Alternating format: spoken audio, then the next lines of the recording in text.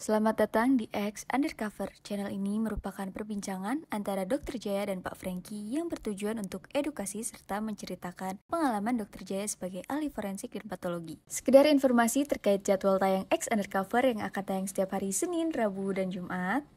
Maka dari itu, untuk mendukung channel ini agar selalu memberikan tayangan yang informatif dan edukatif, kalian bisa dukung kami dengan cara like, comment, subscribe, dan share. Dan selamat menonton! Di otaknya itu yang salah interpretasi merentain jantung suruh stop. Itu mekanisme sesuatu yang namanya refleks, Franky. Makanya disebut refleks sinkop juga nama-nama lainnya. Ya memang nggak disadari, itu automatically ya gitu loh. Oh, jadi nggak ngaruh ya makanan ya? Nggak. Dan Jadi- itu bukan penyakit juga, itu cuman gejala aja, gejala. Jadi sesuatu. lebih banyak disebabkan karena kebiasaan nih dok ya? Kebiasaan kita yang salah ataupun kebiasaan kita yang ngebentuk kita jadi terjadi sinkop. Ya. Dokter pernah sinkop nggak? Nggak, belum. Nah, dokter, hari ini kita mau ngomong satu hal yang mungkin entah udah pernah nggak, tapi masih ada pertanyaan lagi dok. Tapi sebenarnya ada satu hal yang kemarin admin tuh ngomong ke saya dan saya setuju untuk dibahas. Itu sebenarnya dulu udah pernah ada omongan dari jauh-jauh hari itu suruh bahas itu, tapi emang Bukan, belum pernah dibahas. yang minta dibahas itu penyakit malas dok. Cocok sama saya dok. Saya soalnya pemalas banget.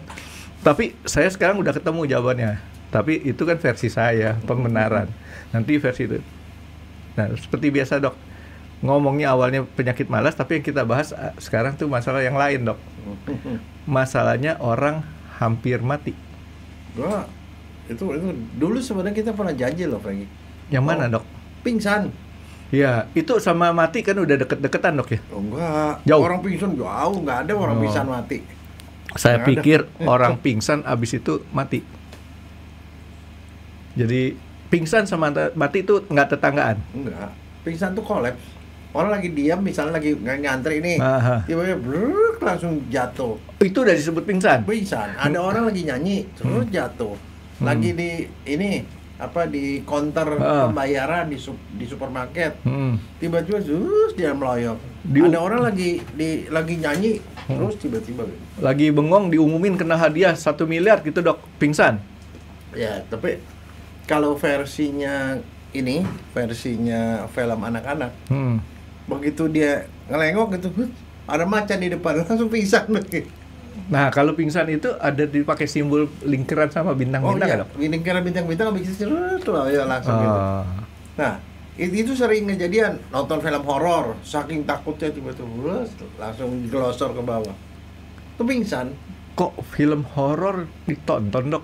Nah, lagi nonton film horor terus ketakutan gitu loh. Iya nggak, saya heran tuh orang-orang udah tahu bakal ketakutan tapi ditonton. Bukan, itu ada adrenalin, Franky. Adrenalin dijual, Franky. Itu kamu pergi ke itu ke Disneyland, naik halilintar itu adrenalin, Franky. Udah tahu itu nakutin, tapi tetap aja rame ngantrinya. Oh, The Mummy kalau di bukan di Disneyland, di Universal Studio ada rider namanya The Mummy.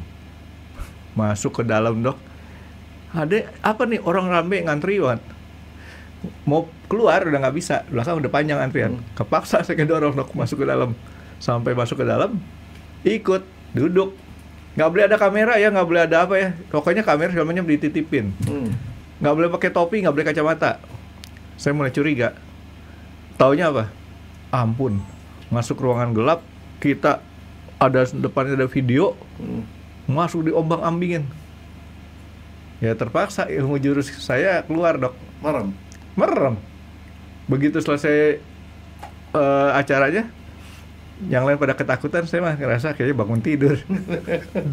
Tuh, untung kamu nggak mau cucu saya diketawain. Ya nggak ketahuan dong, nggak ketahuan, Om gelap, Franky gelap, Pak.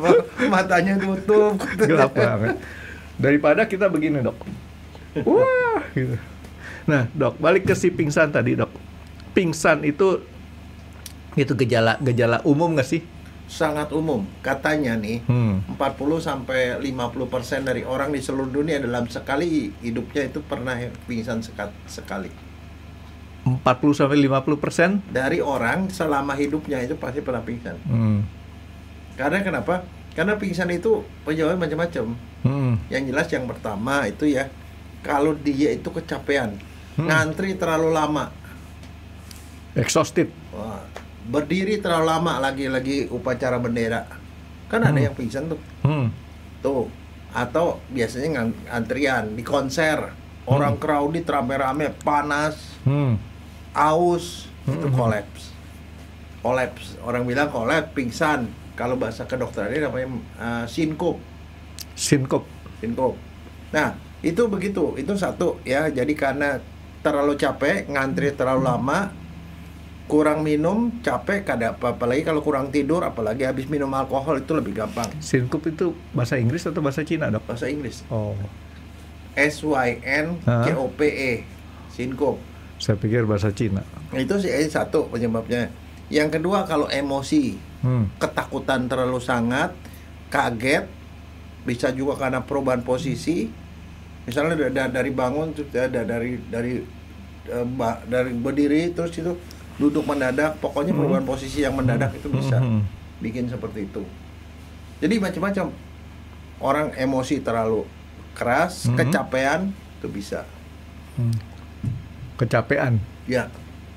Nggak, tadi dokter bilang orang dalam posisi dia kecapean gitu. Tapi kalau misalnya fisiknya lagi prima, Dok, nggak ada masalah. Nggak ada masalah. Dan Berarti, salah satu yang diduga penyebabnya itu adalah karena posisi berdiri terlalu lama itu. Berarti gangguan pingsan ini terjadi karena perpaduan, Dok ya? Iya. Satu macam-macam. Satu keadaan, satu lagi badan. Iya. Jadi stres emosi, fisik, emosional, ketakutan yang sangat dan segala macam. Itu kalau di film kartun kan biasa. Begitu orang melihat sesuatu yang menakutkan, tiba-tiba langsung yang dia rasain tuh langsung muter, pusing, blackout, terus langsung jatuh. Tapi begitu jatuh, kalau beda dengan pingsan yang lain ya, dia begitu jatuh, kemudian dia sadar lagi. Dia bangun sendiri. Jadi biasanya mostly tidak apa-apa, tidak ada bahaya. Saya pikir tadinya pengertian pingsan itu orang kehilangan kesadaran, Dok ya? Kesadaran dalam jangka waktu yang cukup lama. Enggak, tidak, sebentar. Enggak perlu lama, udah termasuk kategori Sinkop. pingsan. Ah. Jadi kalau si Selo kemudian pingsan gara-gara stres, dikasih suruh dapetin omset gede, bisa terjadi, Dok ya? Ya bisa. Oh. Tapi makanya Hati-hati gini, itu sih. adalah sesuatu yang sebenarnya tidak bahaya. Tapi orang yang ngalamin dia tahu. Diawali dengan pusing, pusing rasanya kelayangan, terus kemudian blackout, dia langsung jatuh. Nah, begitu dia jatuh, nggak lama dia akan sadar kembali, dia mulai agak panas, keringetan, dia bangun. Tapi bisa, pingsan bisa mengakibatkan kematian kan, Dok? Tidak pernah. Wih, gimana nggak? Jadi gini, orang pingsan itu sebagian besar itu sinkop. Jadi artinya tidak apa-apa. Dia pingsannya lagi di tower lantai 20, Dok. Itu lain. itu lain. Jadi ya? ini sinkop yang sebagian besar dari orang pingsan itu adalah sinkop ini. Jadi dalam kondisi normal pingsan itu tidak fatal. Tapi kalau dalam kondisi tertentu di mana dia berada di tempat yang berbahaya, jatuh masuk ke cemplung mesin. Nah, ada satu sinkop yang kamu penderitanya, Frankie. Iya. Apa? Yang mana? Ngelihat darah. Oh, itu mah bawaan. Itu sinkop. Itu sinkop juga? Iya, namanya situasional sinkop. Itu gara-gara medis. Orang ngelihat jarum suntik, tiba-tiba langsung melayat. Kalau gitu boleh lah, Dok, kalau dibilang medis mah. Daripada nanti saya dibilang, Frankie, kamu sinkop gara-gara disantet. Wah. Itu kan sebenarnya nggak normal. Karena orang normal itu ngelihat darah nggak apa-apa. Kamu ngelihat darah, langsung kolaps, langsung kamu bilang, oh pucet. Biasanya diadol dengan pucet. Bener. Nah, kadang saya udah lihat waktu kamu lagi di Oson, makanya dokternya jadi susah. Mau nyuntik kamu begini, mesti dari belakang. Botolnya di belakang, kamu nggak bisa. Nggak bisa, saya liatin darah. Saya ngeliat darah sendiri aja. Tempo hari saya kasih makan si Miko. Dia punya can-nya itu kan tajam, kebeler, ngocor, langsung keliangan. Untung saya ingat, tetap langsung tutup gini. Saya nggak lihat lagi darahnya. Mungkin masih tetap berdarah, tapi saya nggak lihat. Ya udah, selamat saya. Oh enggak, saya pernah ngalamin kayak gitu, Frankie. Nah. Lagi otopsi, biasa orang Enggak kan, kalau mau diotopsi orang suka ngamuk tuh keluarganya. Iya. Saya tidak percaya dokter. Nanti habis otopsi, mayatnya pasti sama dokter diambil organnya. Jadi Bapak mau ngapain? Ini kan permintaan polisi. Udah setuju nih keluarga yang lain nih. Otopsi. Aku mau lihat dokter katanya. Badannya gede Franky. Tinggi gede. Masuk kamar otopsi. Ya kita buka kan kamar otopsi, kan dibuka kepalanya. Terus udah gitu. Dokter. Berhenti dokter. Dia udah buta bukan? Bawa ke sana daripada saya otopsi 2. Dia udah pucat gitu. Begitu langsung digotong, ditidurin. Gak lama bangun lagi. Mau masuk? Tidak dokter. Oke. Jadi itu orang normal kagak gitu. Jadi itu namanya situasional. Nah, yang pertama sinkop terjadi karena perpaduan badan kita sama keadaan di situ. Yang kedua, yang kayak saya nih dok, karena badan kita doang. Iya, keadaannya kan lagi normal-normal aja. Iya, itu terkait dengan medis. Dengan medis. Jadi kadang-kadang kita bilang, kenapa ngelihat jarum gitu? Nah sekarang ada satu lagi nih cerita nih Franky. Teman saya masuk ke dokteran kan. Orang masuk ke dokteran tuh kan kita nggak biasa sama mayat kan? Iya. Nggak biasa sama mayat Franky. Kita mana pernah orang awam ngelihat mayat. Waktu ospek hari terakhir, kita sengaja tuh di ospek sampai tengah malam Franky. Jam 10 malam, mata kita ditutup, terus diceritain yang serem-serem, terus disemprot pakai kipas angin, dingin, suir, tiba-tiba keluar bau menyan. Gitu. Kita udah mulai takut gitu, kita ngantri, mata ditutup kayak kita pegangan sama depan, masuk ke kamar mayat satu-satu. Nah di kamar mayat digelap total. Di dalam tuh ada mayat gelepekan di bawah, di segala macam. Begitu masuk di dalam, sebelum masuk ke pintunya, dikasih lilin. Kasih lilin. Nyala lilinnya? Dinyalain. Kita masuk ke dalam, dan setiap orang dikasih tugas. Oke. Kalau kan nggak pakai lilin kan kita nggak bisa jalan. Di dalam tuh ada lorong yang singkat. Nah, kebayang kalau lilin tuh kan goyang-goyang karena kena napas kita kan? Iya. Nah, kalau ngelihat mayat lagi duduk gitu, dia goyang-goyang gitu, mayatnya kan kayak goyang kan? Begitu masuk langsung ada yang gelepak, pingsan. Lulus dia dok langsung lulus. Nah, ada yang takutin, belum nggak sampai pingsan, begitu datang ayat-ayat keluar langsung. Wah, pokoknya dia ngucap lah, berucap. Dan itu nggak sama sekali nggak ada hubungannya dengan badan, dengan jenis kelamin. Orang yang badan gede juga bisa menakutkan. Saya sih jujur aja kalau ngelihat jenazah kayak gitu dok, ya mayat, saya sih nggak takut, tapi saya sedih ngelihatnya. Loh, nggak, tapi masalahnya kita ke dalam dikasih tugas. Yang ini, tugas kamu mayat keempat, hitung giginya ada berapa. Kalau yang ini mayat kelima, kamu lihat itu perutnya udah terbuka gitu, di dalamnya ada batu berapa, kan terpaksa kita mesti pegang batunya. Kita nyalain lilin. Di otopsi nih ceritanya nih. Yang dibuka, yang kebuka tadi. Pokoknya ada display mayat di mana-mana, Franky. Kita jalan kadang-kadang di bawah ada mayat, kita mesti ngelangkain gitu. Yang ngasih tugasnya ikut nggak dok? Ada di luar kan. Di luar. Kita nggak tahu di dalam tuh nggak ada orang. Yang kita tahu pokoknya di dalam ada mayat. Kan kita mesti lewati lorong supaya keluar di sana. Kalau enggak, kita nggak keluar di dalam. Nah, jadi begitu. Jadi artinya, yang namanya soal takut itu kan subjektif ya. Tapi ada orang-orang tertentu takut untuk hal-hal yang orang lain tidak takut. Iya. Kayak tadi, saya orang lain takut melihat jenazah, saya bukan takut. Saya sedih kalau ngeliat yang kayak gitu. Karena biasanya kan kita... aneh. Masa tambah darah takut, tambah jenazah nggak takut. Dibilang takut sih enggak, tapi itu otomatis ngelihat darah kelepek aja. Kayak beo dok, burung kakak tua beo tuh begitu. Kalau ngelihat darah mati makan, bukannya takut, mati gubrak. Yang benar. Saya punya dulu burung kakak tua apa beo ya di rumah tuh waktu masih kecil. Jangan-jangan beonya turunan kamu lagi. Mungkin arwahnya pindah ke saya.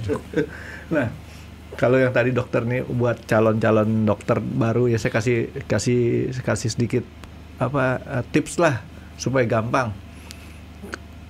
Kalau dibilang mayat pertama giginya berapa? Ya udah cap-cip aja, dibilang tanggal 4, artinya sudah ompong 4. Enak aja begitu dia udah keluar, ditanya begitu dia nggak cocok disuruh balik lagi, Frankie. Ya. Paling 32 kali balik, Dok. Kenapa? Kan giginya ada 4, ada 32. Salah. 5. Salah, balik lagi 32 kali balik. Kan gigi 32. Oke. Nah, yang kedua, batunya ada berapa? Sama gitu juga. Tadi saya pegang batunya ada 3. Boro-boro bolak-balik, sekali balik aja udah pusing kepala. Udah pingsan berkali-kali, Frankie, sampai pagi. Itu jadi itu seperti itu. Jadi dia punya rasa takut orang itu berbeda. Ya. Dan itu rasa takut tadi bisa menyebabkan orang tuh disebut pingsan. Ya. Oh. Nah, pingsan, tapi kan juga itu tadi kan soal emosional kan. Aha. Tapi ada juga takutnya karena fisik, kecapean, kurang tidur, habis makan banyak, itu pengaruh. Alkohol itu juga salah satu faktor resiko. Ngantri terlalu lama, orang crowded, kan ada orang yang nggak bisa tahan tuh kalau udah kebanyakan orang kan. Itu juga bisa bikin pingsan. Oh iya juga sih. Saya tuh kalau yang keadaan banyak kayak gitu, ini dokter tahu kan di dalam agama Katolik tuh ada perayaan-perayaan yang sifatnya banyak umat yang nggak bisa datang deh. Oh, Kristen napas. Iya. Kristen yang datang ke gereja cuma hari Natal sama Paskah doang. Iya. Rabu Abu, Dok. Rabu Abu, Jumat Agung. Itu satu kali saya masuk. Biasanya kan gereja kan nggak rame. Ini gereja sampai rame bukan main. Saya sulit napas. Ya untung istri saya bilang, dah cari tempat yang dekat AC. Karena itu mengganggu, nggak bisa napas. Itu salah. Mestinya kamu dibalikin ke pinggiran, ngeliat tembok aja. Enggak, itu pingsan, banyak banget orang nggak tahu ya, mungkin ya kalau kamu ngeliat tembok nggak ada tembok kan nggak ngeliat orang. Nanti kita menuhankan tembok lagi. Pertanyaan saya, Dok, itu apakah kalau kamu dipertahankan pada posisi kayak begituan, kamu bisa langsung kepala pusing, blackout, kamu bisa pingsan. Iya. Kan, gitu. Saya akhirnya kan ibadat itu kan misa tuh ada berdiri, lutut, duduk, ada 3 kondisi kan. Akhirnya saya duduk doang, saya nggak berani berdiri. Kalau berdiri itu adalah bagus. Itu salah satu cara menghindari pingsan. Iya, kalau nggak malu-maluin, Dok. Gila, masa badan kelihatan sehat begini kita pingsan di tengah orang. Bukan badan, kumisnya kayak Bang Jampang tapi pingsan. Malu loh, Frankie. Iya, malunya bisa 3 kali lipat, Dok, daripada orang lain. Akhirnya duduk aja, udah duduk sampai selesai, terima komuni, pulang aman. Soalnya istri saya bilang sampai istri, muka lu pucat banget, putih katanya. Nah itu adalah sesuatu yang gampang dilihat sama orang. Orangnya pucat. Terus kelihatannya kayaknya matanya gitu, terus ya langsung. Jadi gejala-gejala yang gampang orang lain lihat, dilihat dari muka. Iya, pucat. Itu boleh dibilang berapa persen, Dok, yang seperti itu? Oh, sampai semua begitu. Semuanya begitu. Rata nih, Dok ya. Nah, sekarang itu makanya disebut di dalam kedokteran tuh namanya vasovagal sinkop. Jadi pingsan khusus tuh vasovagal sinkop itu adalah sinkop yang paling banyak. Vasovagal apa? Gini, kita kan waktu itu saya pernah ngomong di otak kita tuh ada 12 saraf. Saraf ke-12 namanya nervus vagus. Saraf vagus namanya. Vagus itu dia keluar dari batang otak, turun ke paru, ke jantung, ke usus. Jadi dia ke bawah. Ini ngurusin yang di dalam jeroan. Nah, vaso itu pembuluh darah. Jadi dia yang ngatur pembuluh darah. Jadi artinya dari otak ke jantung. Nah, apa yang terjadi? Pada waktu kamu ngeliat darah, stimulasi otak itu, dia salah interpretasi. Dia terlalu mengagungkan darah. Ini darah gua nggak bisa lihat nih gitu loh. Jadi dia respon dia terhadap darah itu yang membuat dia memerintahkan saraf ke-12 itu, ke-10, sorry bukan 12, 10. Nomor 10 itu, nervus vagus, perintahin ke jantung. Selamatin diri. Dia kalau dia merangsang jantung, jantungnya stop. Jadi sensornya tuh salah kasih berita.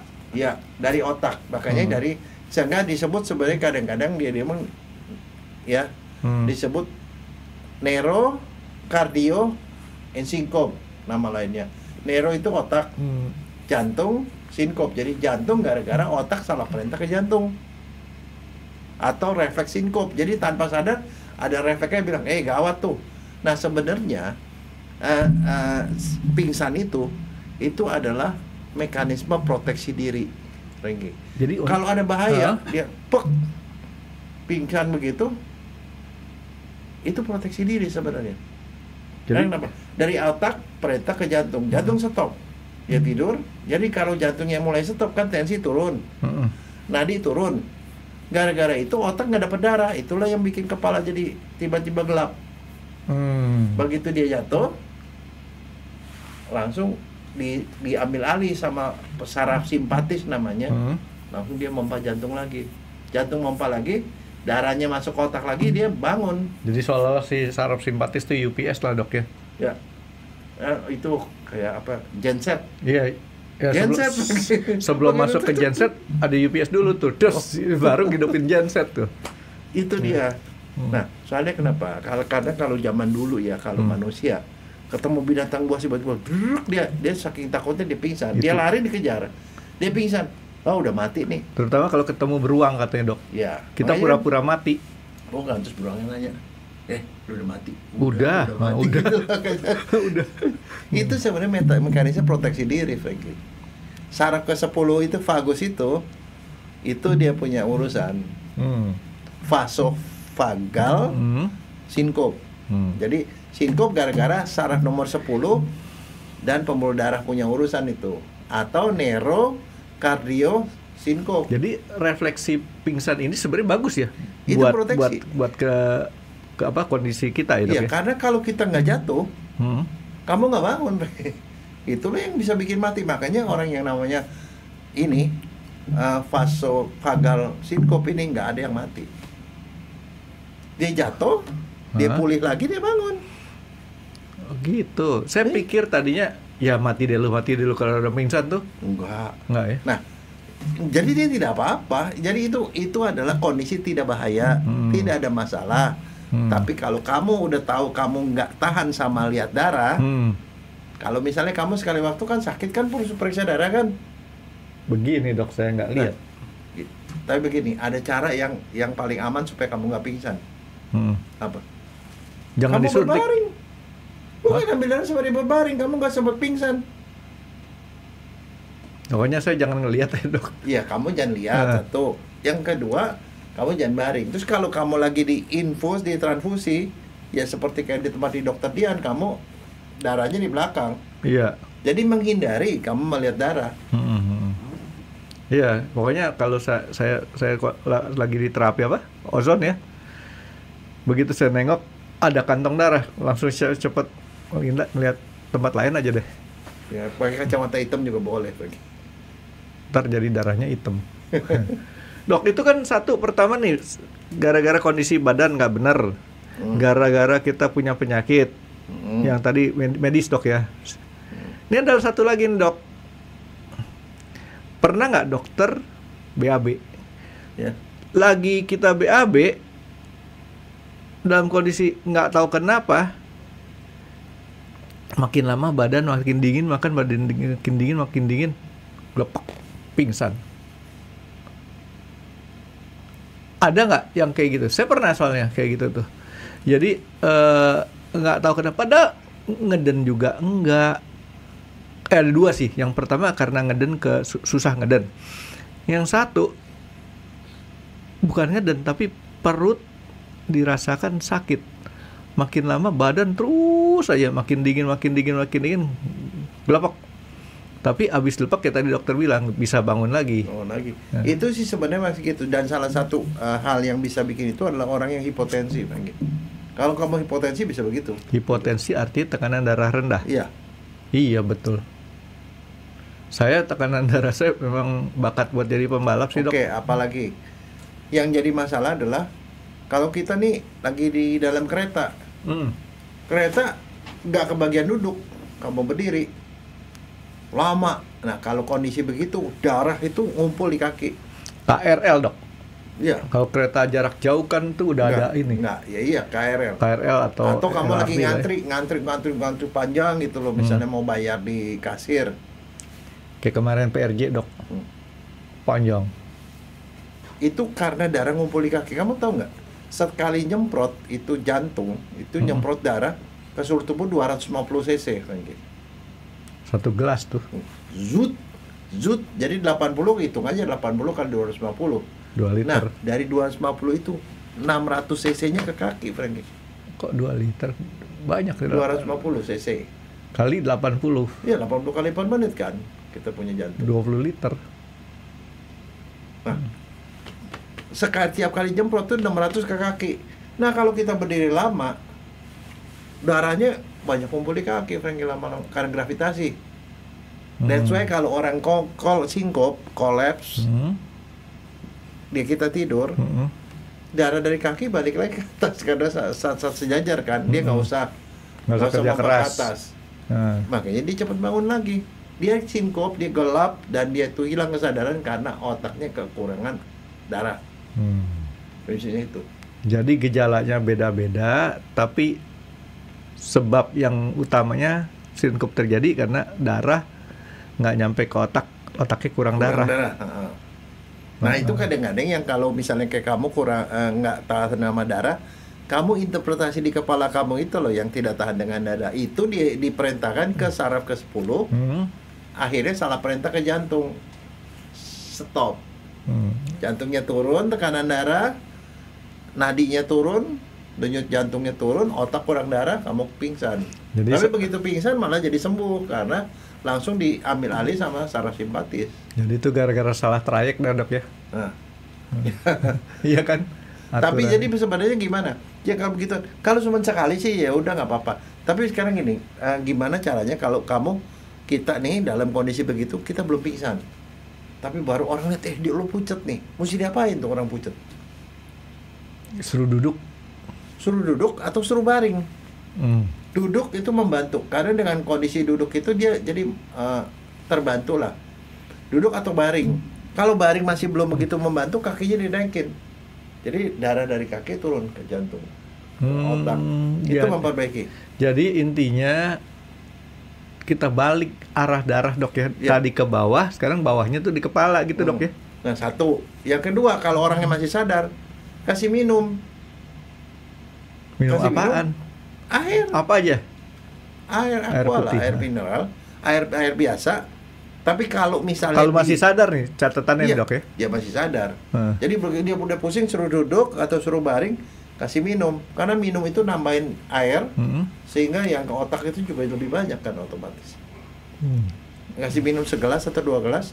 Kalau orangnya hipotensi, ya atau tekanan darah bukan tekanan darah tinggi nih, di minumannya ada dikasih garam sedikit itu lebih banyak membantu karena dia akan naikin tensi. Kalau enggak ya dikasih yang jenis minuman elektrolit yang kayak Pocari Sweat atau apa segala macam, itu cepat bangunnya. Apa sebutnya isotonik ya dok ya? Isotonik.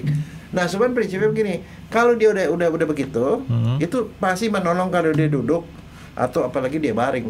Misalnya kalau di kereta tiba-tiba kamu gitu, ya duduk aja di bawah.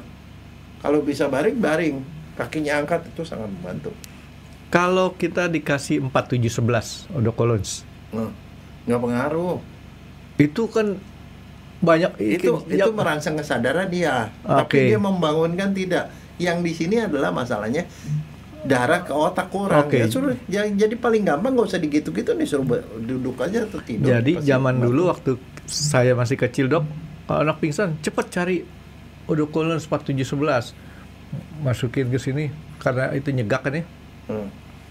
Ya itu mempercepat, kan ada rangsang gitu sehingga otaknya bekerja, tapi sebenarnya yang utama itu adalah darah ke otak. Jadi itu bukan yang benar kita, bukan paling benar kita kerjain, itu hanya bagian daripada ini dok ya. Jadi orang yang sudah pernah sinkop begitu, dia pertama mesti tahu, udah tahu nih, gue ngalamin kayak begitu. Dia udah tahu nih, gue kalau bakal begitu mau sinkop gitu, gue duduk atau tidur. Jangan angkat. Dan satu lagi, kalau dia sudah tidur, udah rasanya membaik, jangan cepet-cepet bangun.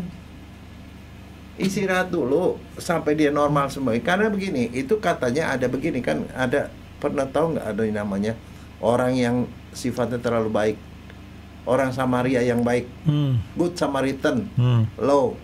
Jadi kan itu kan berasal dari Alkitab kan. Jadi ceritanya ada orang Samaria ngelihat ada orang dirampok, orang Yahudi dirampok, terus dianiaya, terus dia tergeletak di jalan. Orang-orang nggak mau nolong dia.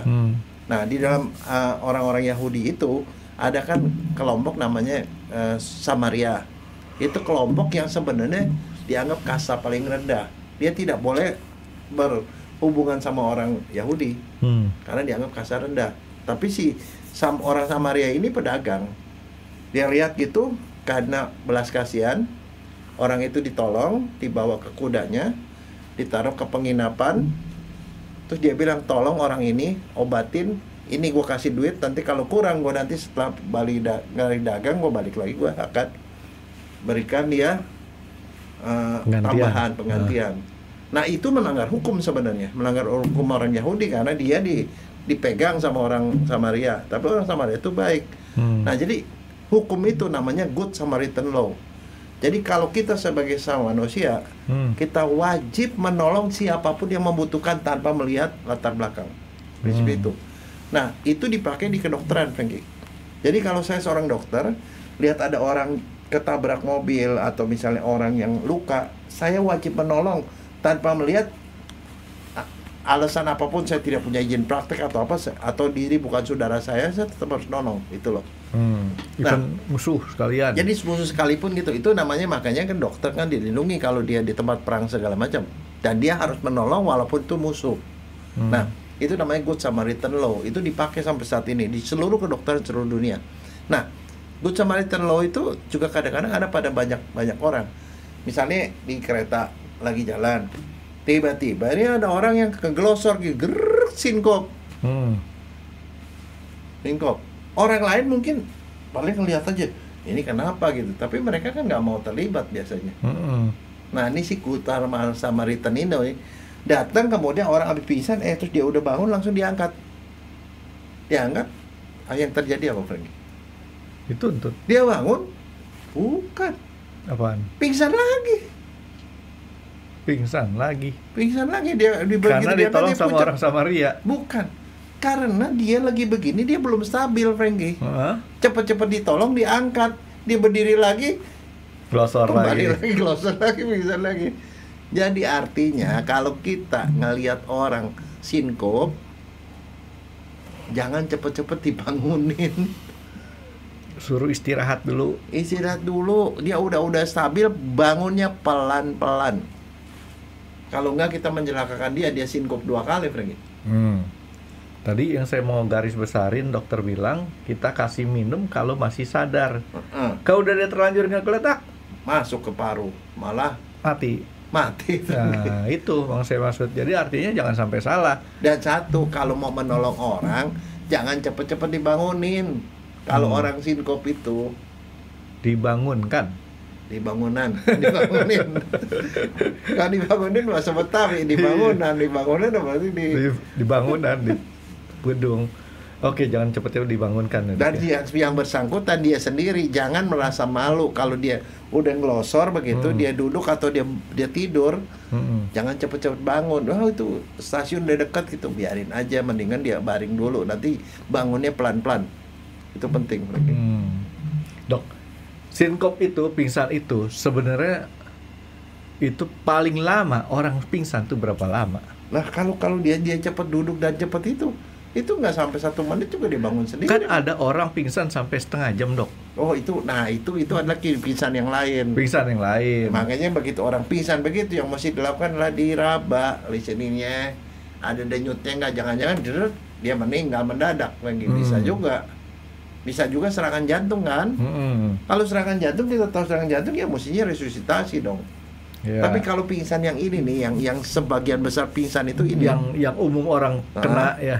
itu tidak apa-apa, dia akan bangun sendiri. Nggak usah dia apa-apain, kamu nggak usah cari-cari obat, nggak usah apa. Dibaringin aja, kakinya dinaikin, dia bangun sendiri. Jadi kondisi-kondisi yang tadi kita ngobrolin nih dok, itu pingsan dalam tanda kutip relatif ringan nih dok ya. Dan sebabnya sebab udah jelas Dan ya itu tadi. sebagian besar pingsan beginian. Pingsan yang umum justru yang kayak gini. Namanya vasovagal sinkop.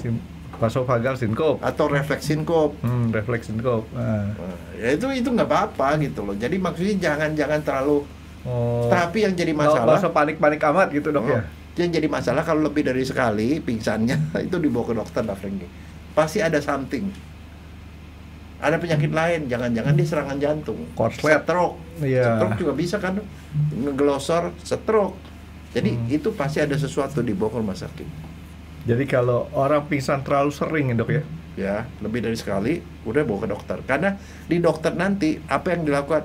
Dokter akan nanyain, periksa gejalanya segala macam. Nanti dokter akan periksa EKG. Periksa EKG, Franky. EKG diperiksa, jangan-jangan ada gangguan irama jantung. Sebab ada juga yang pingsan lain, karena gangguan irama jantung. Jantung kan kita normal 80, 60 sampai 80 lah. Ini dia bisa di atas 100, itu pingsan juga. Tapi pingsannya karena irama jantung. Nah itu ketahuan dari EKG. EKG, EKG-nya error nih. Itu pengobatannya lain, sakit jantung berarti. Bisa juga serangan jantung kan. Periksa, ini serangan jantung. Ya berarti masih urusan dokter jantung lah. Bisa stroke, itu urusan dokter saraf. Jadi dia akan membedakan tuh apakah ini sinkop, apa karena penyakit-penyakit serius. Itu pengertian berulangnya nih dok, seberapa sering disebut bisa kita klasifikasikan dia sebagai yang berulang? Berulang itu kalau udah pernah pingsan yang kedua kali, udah yang kedua kali harus masuk ke dokter lah. Jadi artinya dalam jangka waktu yang tidak terlalu lama dok ya mungkin sekitar seminggu. Ya udah tahu, udah pernah pingsan, pingsan 2 kali ini nggak normal orang pingsan. Tapi kalau kamu pingsan ngeliat darah, besok kan ngeliat darah lagi pingsan lagi, itu bukan sering namanya. Hobi nggak belajar dok. Lo udah tahu. Tapi kan yang penting ini, kalau pada sinkop ini yang paling penting tahu apa yang memicu. Yang memicu kita karena tekanan darah rendah misalnya. Ya berarti kamu barangkali harus siap-siap isotonic water dibawa. Kapan-kapan begitu itu diminum kan bisa naikin tensi. Tapi kan? Jujur aja saya heran juga dok. Kalau ngelihat darah di film dok, kok sama berapa lakukan kesana sini? Nggak apa-apa. Lo enggak, itu nggak real. Kamu tahu itu nggak real. Tapi kalau kamu nontonnya film misalnya 3 dimensi belum tentu loh. 3 dimensi kok terus benar-benar kayak muncrat ke kita kan. Itu mungkin kamu pingsan juga. Saya lepas kacamatanya dok. Enggak, tapi ini perlu karena itu ya kita sering-sering kali. Ya artinya kalau saya kondisi pingsannya udah jelas dok ya karena itu. Karena nggak boleh lihat darah. Ya mau sering-sering juga kita udah tahu penyakitnya jangan lihat darah artinya. Iya. Jangan cari penyakit. Ya itu dia. Jadi yang utamanya kalau udah tahu ini adalah sinkop. Yang penting kamu tahu sebabnya apa yang bikin kamu sinkop. Kalau misalnya kamu kalau kurang tidur bisa sinkop, ya berarti kamu tidurnya cukupin gitu loh. Kalau minum alkohol sinkop, ya jangan minum alkohol gitu loh. Ya kan? Kalau kecapean berdiri nggak tahan berdiri kan bilang aja saya tidak tahan berdiri. Mungkin kalau maksimal lah misalnya berdiri 1 jam, lebih dari 1 jam suruh orang yang ngantri misalnya. Kan kita bisa tahu itu loh. Itu yang kedua cocok sama saya dok. Minta orang lain yang ngantri. Iya, suruh orang yang ngantri. Bayar calo. Dulu saya lebih canggih lagi Franky. Apa? Kan waktu gempa Kobe, gempa Kobe tahun 95, saya kan lagi di Jepang, mau kabur tuh, di bandara, antrian panjang sekali. Saya suruh yang mewakili saya ngantri apa?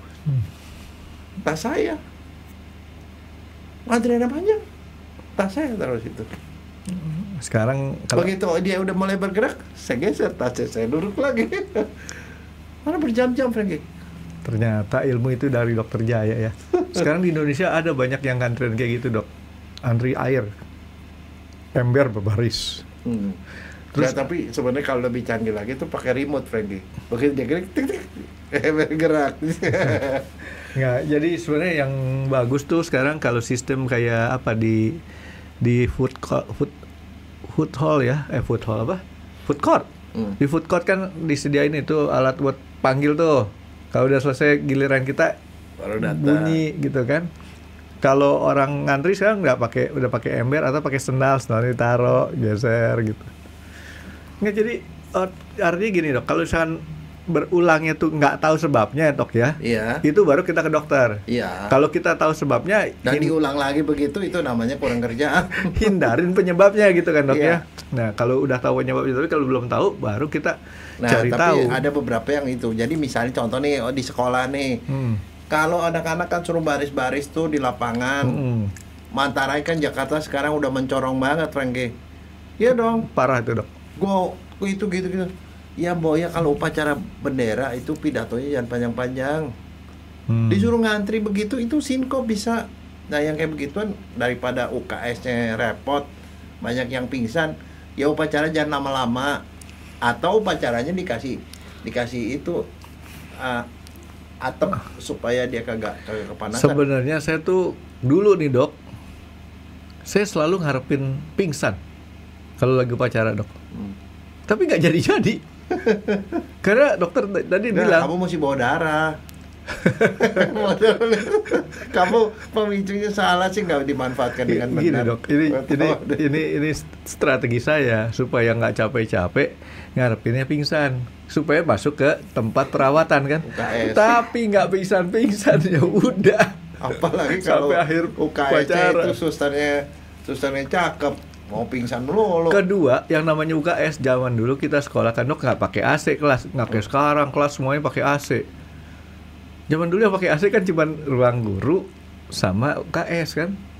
Ya kan ke situ kan lumayan. Udah gitu kalau ke UKS dikasih teh manis lagi ya kan. Pokoknya diistimewain deh. Nggak, di gereja juga sama loh, Frankie. Di gereja tuh kalau lagi abis misa tuh ada poliklinik kan, di belakang tuh pasti ada kesehatan lagi. Di situ ada ada kue, ada teh manis. Jadi pingsan di gereja juga enak, Frankie, ke situ dilayani. Tapi kalau di gitu. gereja malunya dok. Kalau anak sekolah kan nggak malu. Tadi dokter bilang gara-gara kumis kan malu saya berkuadrat.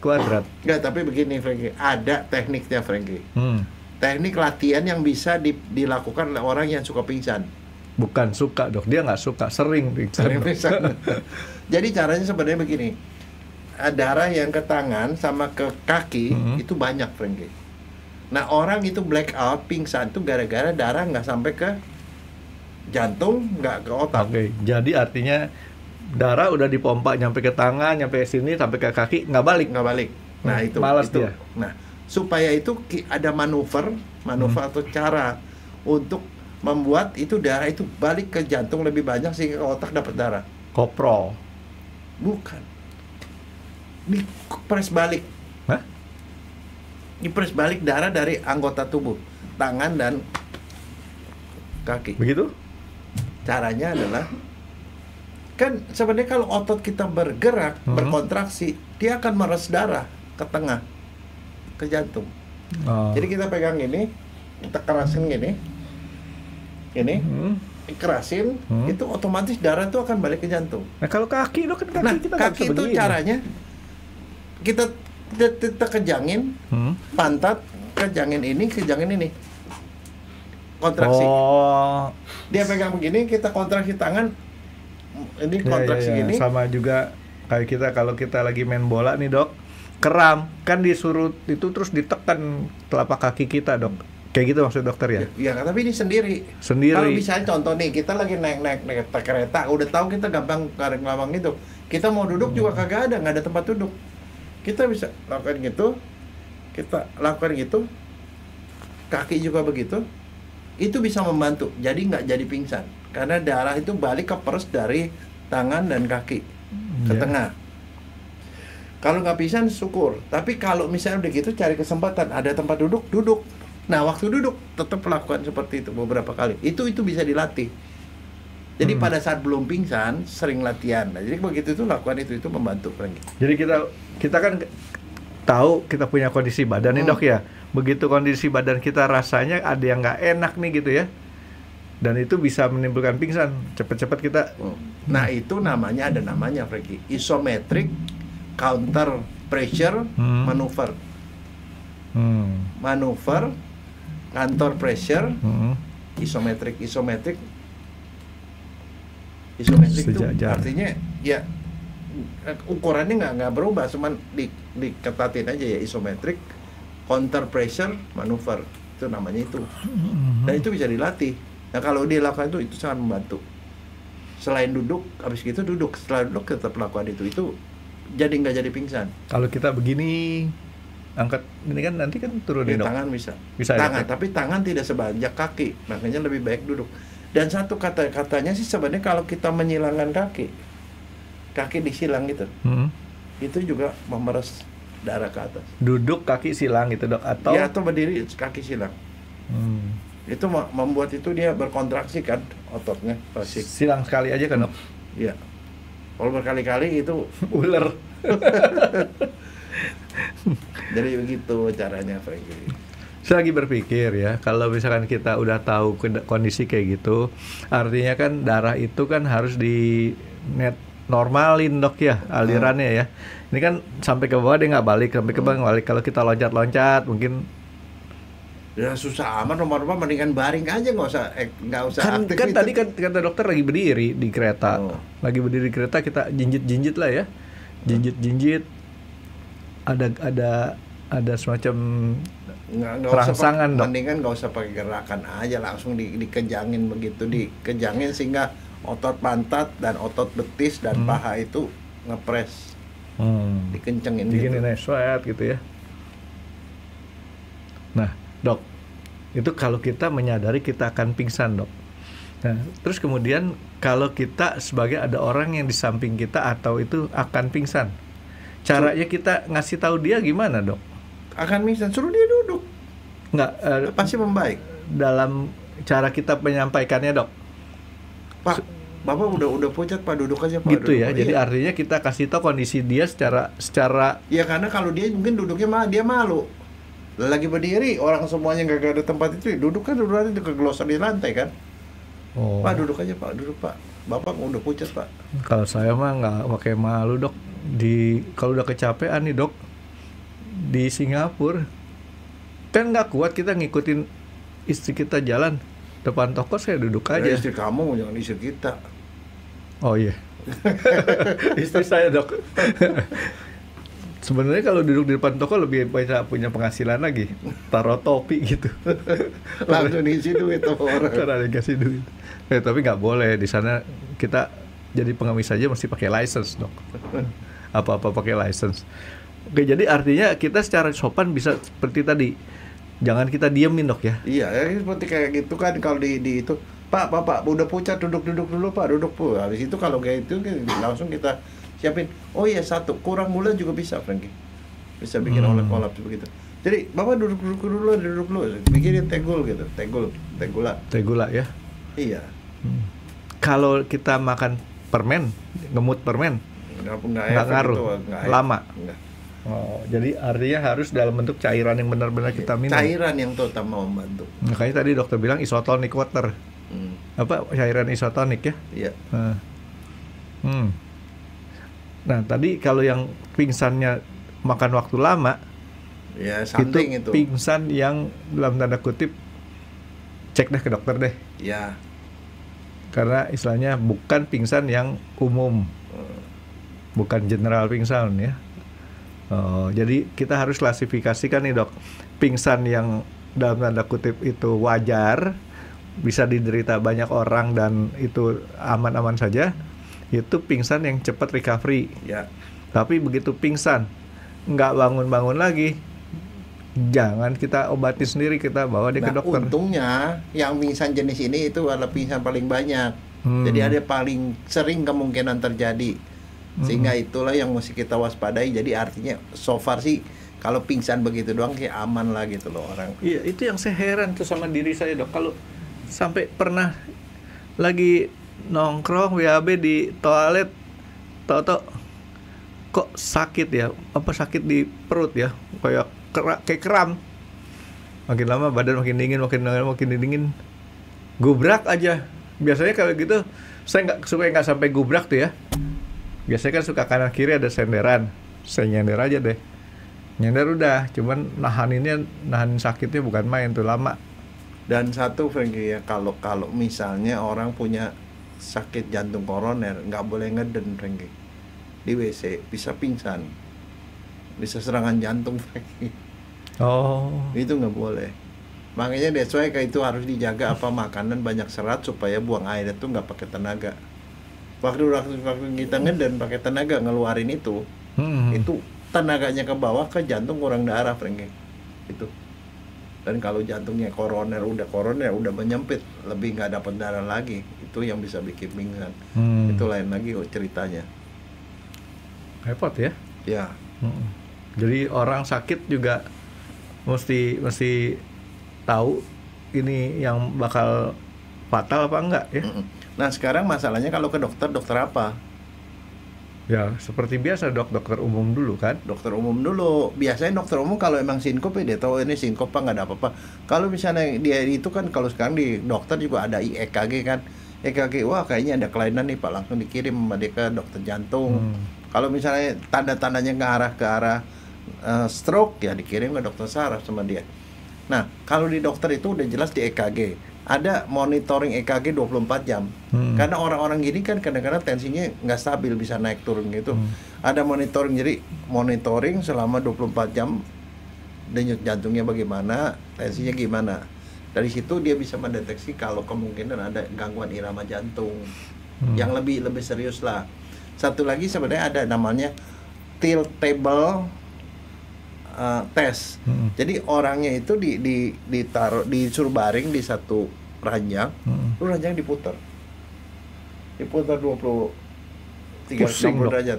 Justru posisi untuk tahu gini, ada orang-orang seperti ini nggak bisa melakukan, nggak bisa berubah posisi, Frankie.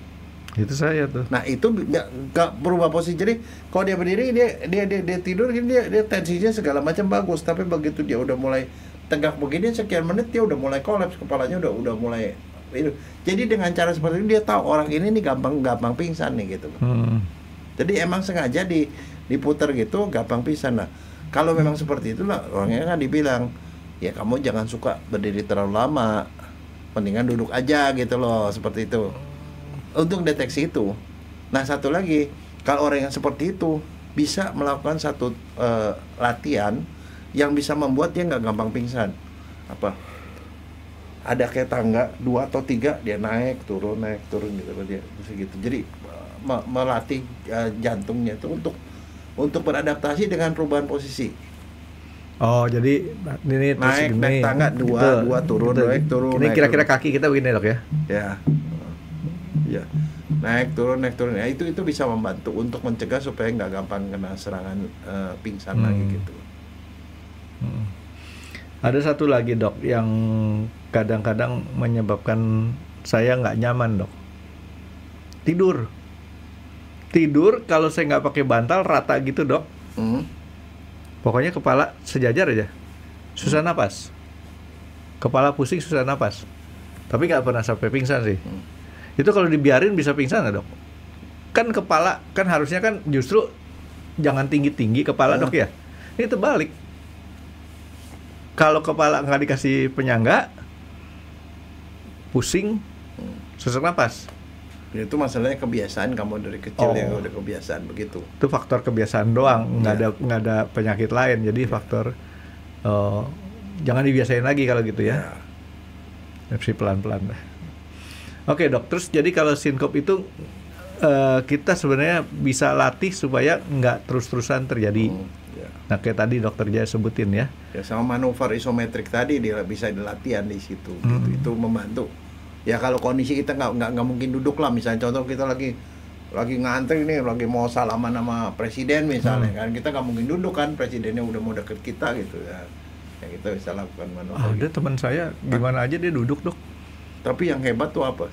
Siapa Gus Dur. Bukan, itu tentara atau penjaga di tempat tangsi militer. Diri 12 jam mereka. Waduh. 8 jam. 8 jam. Itu capek loh.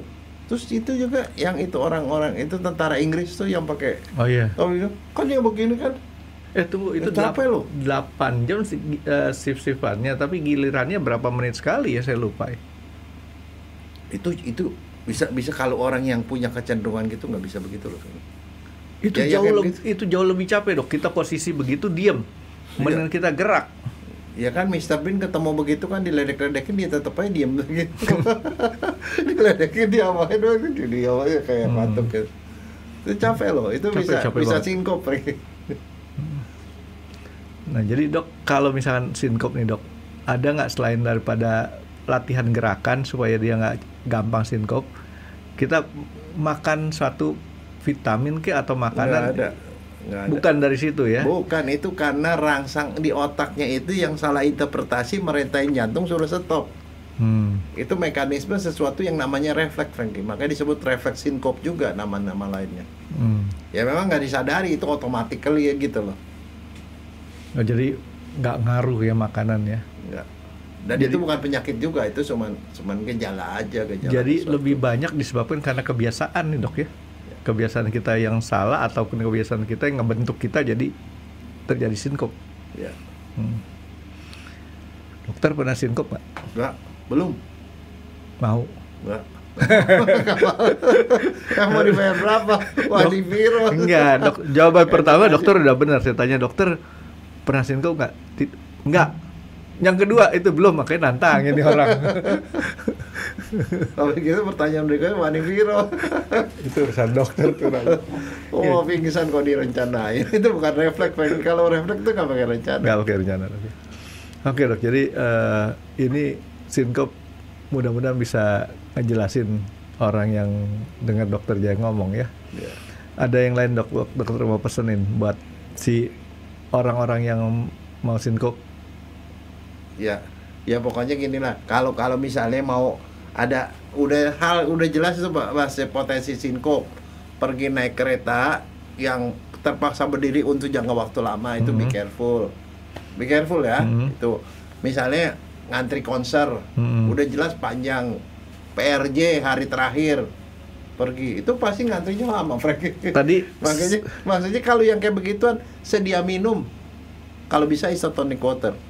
Tadi bukan kebanyakan, salah satunya karena tegang juga kan dok ya? Tegang. Kalau mau nonton di film horor, udah takut, penakut nonton film horor, nah, itu kan namanya nantang, Frankie. Itu mah salah kuadrat dok. Ada yang begitu, Frankie. Dia memang sengaja nyari adrenalin. Saya nggak suka sih nonton film horor karena di otak saya tuh berpikir gini, lu mau ngasih lihat apa sih, walaupun kadang-kadang masih kaget juga gitu kan. Enggak, kamu tuh kurang hiburan, itu mestinya suka lah, Frankie. Apalagi Deg-degan tuh enak daripada kamu nonton drama melulu. apalagi sekali lagi saya bilang nonton film horor yang di Indonesia. Oh. Tahu kan sebabnya kenapa dok? Janganlah, jangan provokasi, Frankie. Bukan. Itu film horor Indonesia tuh laku sekali, Frankie. Susah di sini. dok, nggak ada teksnya dok. Kalau yang bahasa Inggris kan kita udah baca tuh ada teksnya tuh. Kita nggak dengerin karena kita kan bahasa Inggris nggak ngerti. Nonton teksnya, baca Enggak, teksnya. tapi masalahnya kalau di sini film horor itu kita bisa tebak larinya kemana. Itu yang saya bilang. Saya kalau film itu kadang-kadang otak saya tuh jahat. Suka mikir ini bakal kemana, dan begitu udah tahu ini bakal kemananya, udah saya nggak tertarik. Yang paling asik tuh tebakan kita salah. Jadi kita makin penasaran. Ini apa? Jadi contoh Final Destination. Yang pertama bikin mendebarkan, tapi Final Destination kedua, tiga kita udah tahu sini nanti dia, sini dia. Ya udah, nggak ada seru-serunya lagi. Dengan dibikin film lucu yang kayak gitu mah, ketawa terus. Iya dok, jadi kalau film lucu, orang saking lucunya bisa pingsan nggak? Ketawa. Mungkin nggak masuk akal nggak menurut dok? Nggak mungkin. Tapi kalau ketawa kebanyakan tuh sampai kemudian masuk rumah sakit ada, Frankie. Dia ketawa, nggak bisa nutup lagi. Iya. Itu pengalaman dia di UGD ada masuk makanya jangan suka ketawain orang banyak-banyak. Dikit aja dok. Oke, jadi mungkin itu aja kali dok ya. Kita mesti istirahatin dulu dok supaya nggak sinkop.